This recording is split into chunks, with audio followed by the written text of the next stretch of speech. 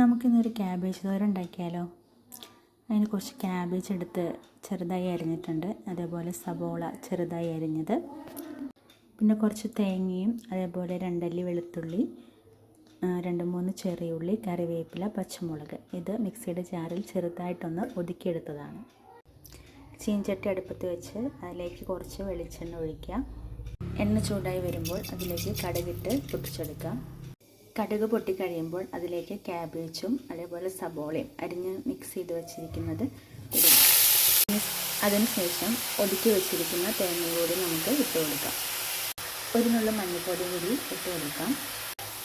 എന്നിട്ട് എല്ലാം കൂടി നന്നായി ഇളക്കി ഒരു 2-3 മിനിറ്റ് അടച്ചു വെച്ച് വേവിക്കാം. ഉപ്പ് ആവശ്യത്തിന് ചേർത്ത് കൊടുക്കാം. 1-2 മിനിറ്റ് അടച്ചു വെച്ച് നമുക്ക് വേവിക്കാം. ഇടയ്ക്കൊന്ന് തുറന്ന് നമുക്ക് ഇളക്കി കൊടുക്കാം. ഇളക്കിയ ശേഷം ഒന്നുകൂടി നമുക്ക് അടച്ചു വെച്ച് വേവിക്കാം. ഇടയ്ക്ക് നമ്മൾ തുറന്ന് ഇളക്കി കൊടുക്കണം, അല്ലെങ്കിൽ അത് അടിയിൽ പിടിക്കാനുള്ള ചാൻസ് ഉണ്ട്.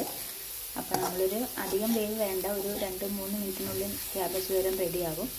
മൂടി വെച്ച് കഴിഞ്ഞിട്ട് ഇടയ്ക്ക് നമ്മളൊന്ന് തുറന്ന് ഇളക്കി കൊടുക്കണം. ഇപ്പം ഏകദേശം ഇത് റെഡി ആയിട്ടുണ്ട്. അങ്ങനെ നമ്മുടെ സ്വാദിഷ്ടമായ ക്യാബേജ് തോരൻ റെഡിയായി. എല്ലാവരും ട്രൈ ചെയ്ത് നോക്കുക.